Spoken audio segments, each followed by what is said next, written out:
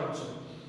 এবং আমরা প্রায় এরকম ক্লাস করতে করতে কিন্তু একটা অধ্যায়ের প্রায় শেষ পর্যায়ে চলে আসছি।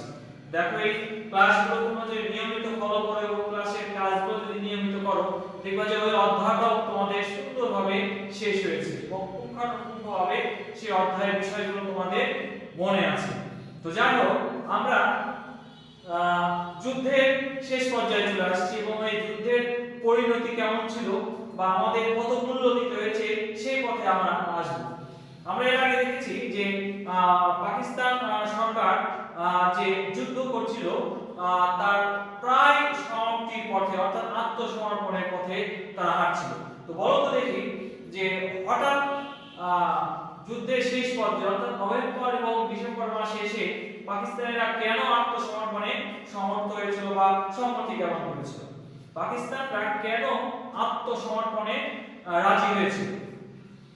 যৌথ বাহিনী গঠনের পর যখন মুক্তি বাহিনী এবং মিত্র বাহিনী অর্থাৎ যৌথ বাহিনী সমন্বিত আক্রমণ করে, তখন বাংলাদেশের বিভিন্ন জায়গায় পাকিস্তানিদের পরাজয় প্রায় নিশ্চিত হয়ে যায়।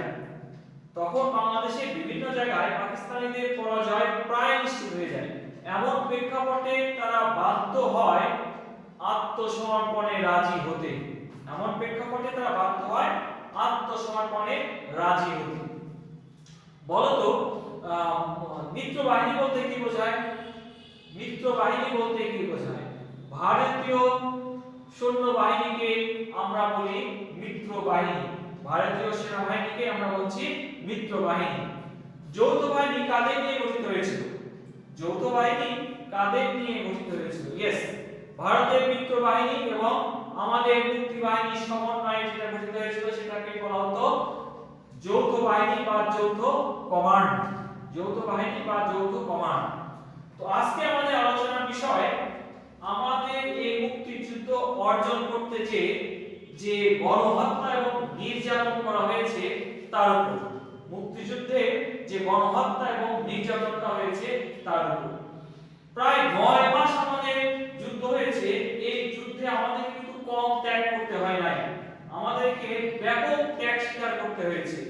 আমরা প্রায় 30 লক্ষ শহীদ হয়েছে আমাদের জনসংখ্যার, অর্থাৎ 30 লক্ষ শহীদের বিনিময়ে আমরা কিন্তু আমাদের এই স্বাধীনতা পেয়েছি। বলা হচ্ছে প্রায় 10 লক্ষ নারী নির্যাতনের শিকার হয়েছে। 10 লক্ষ নারী নির্যাতনের শিকার হয়েছে। তার মানে আমাদের মূল্যটা কিন্তু অনেক কম দিতে হয় নাই। 30 লক্ষ মানুষ শহীদ হয়েছে, 10 লক্ষ নারী নির্যাতনের শিকার হয়েছে এবং প্রায় 1 কোটি জনসংখ্যার 1 কোটি শরণার্থী হিসেবে ভারতে যেতে বাধ্য হয়েছে। 1 কোটি লোক শরণার্থী হিসেবে ভারতে আশ্রয় নিতে বাধ্য হয়েছিল। এছাড়াও বিভিন্ন ধ্বংসযজ্ঞ, অগ্নিসংযোগ, লুটপাট এগুলো তো ছিলই। এই তথ্যগুলো আমাদেরকে মনে করিয়ে দেয় যে আমরা কি পরিমাণ ত্যাগের বিনিময়ে আমাদের এই স্বাধীনতা অর্জন হয়েছে। আচ্ছা, তাহলে আমরা বলতে পারি যে কেন এই 1 কোটি মানুষ দেশ ত্যাগে বাধ্য হয়েছিল? দেশ ত্যাগে বাধ্য হওয়ার অন্যতম কারণগুলোর মধ্যে ছিল হত্যাকাণ্ড। নির্বিশেষে সবাইকে তারা হত্যাকাণ্ডের শিকার করছিল, অর্থাৎ তারা গণহত্যা চালাচ্ছিল। শিশু থেকে হোক, বৃদ্ধ থেকে হোক, নারী থেকে হোক, পুরুষ থেকে হোক, হিন্দু মুসলমান যাকেই পাচ্ছিল তাকেই তারা হত্যা করছিল। এই গণহত্যা বা হত্যাকাণ্ড থেকে বাঁচতেও এই মানুষগুলো ভারতে আশ্রয় নিয়েছিল। অগ্নিসংযোগ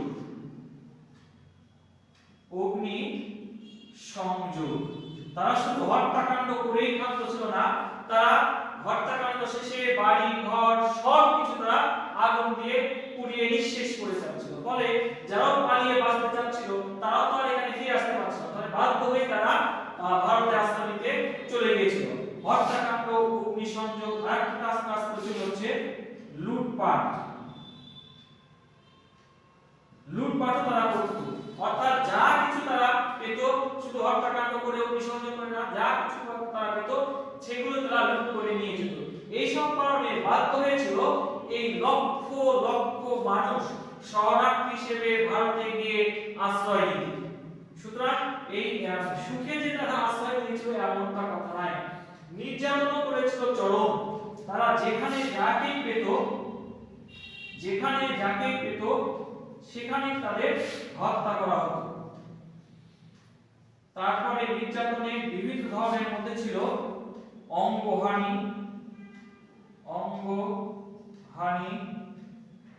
বন্দী করে রাখা,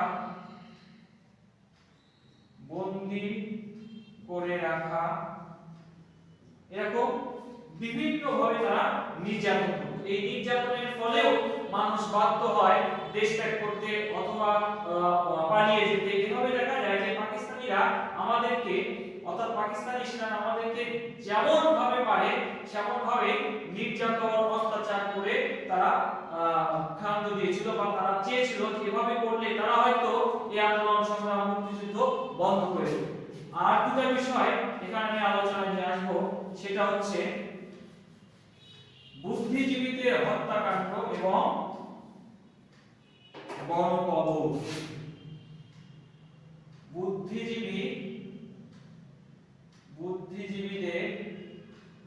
বুদ্ধিজীবী হত্যা, আরেকটাকে বলা হচ্ছে গণকবর। বুদ্ধিজীবীদের হত্যাকাণ্ড আর একটা বলা হচ্ছে গণকবর। এই বুদ্ধিজীবীদের হত্যা এবং গণকবরও অর্থাৎ বিভিন্ন ভাবে তারা চেয়েছিল যে যদিও বাংলাদেশ যদি স্বাধীন হয় তারপর তারা যেন উঠে দাঁড়াতে না পারে। এর অংশ হিসেবে তারা 14ই ডিসেম্বর তালিকা করে বাংলাদেশের যারা শিল্পী, সাহিত্যিক, বিজ্ঞানী, বুদ্ধিজীবী এবং যারা অবদান রাখতে পারে দেশ উন্নয়নে তাদেরকে হত্যাকাণ্ডে স্বীকার করেছিল। এবং হত্যাকাণ্ডে স্বীকার করে তারা এই স্বাধীন বাংলাদেশকে যদি দাঁড়াতে পারে যেন মাথা উঁচু করে দাঁড়াতে না পারে। অর্থাৎ তারা তো জানতো যে একসময় হয়তো তাদেরকে পরাজয় মেনে নিতেই পারে। সুতরাং এই পরাজিত হলেও বাংলাদেশ স্বাধীন হলেও তারা যাতে মাথা উঁচু করে দাঁড়াতে না পারে, উন্নত রাষ্ট্র হিসেবে গড়ে উঠতে না পারে, সেজন্য তারা বুদ্ধিজীবীদের হত্যাকাণ্ড স্বীকার করেছিল। এরপরে আসি গণহত্যা বা গণকবর। বাংলাদেশের অনেক জায়গায় গণকবর আবিষ্কৃত হয়েছে। গণকবর তারা সিরিয়ালি এই গণহত্যাগুলো হয়তো ধরে নিয়ে গেছে 100-200 মানুষকে একইভাবে গুলি করে হত্যা করেছে। এভাবে দেখা যায় যে যে জায়গায় হত্যা করেছে সেই জায়গায় তারা দাফন কাফনের কোনো ব্যবস্থা করে নাই, শুধুমাত্র মাটি চাপা দিয়ে এই গণকবর রচনা করেছে বা বলা হচ্ছে বদ্ধভূমি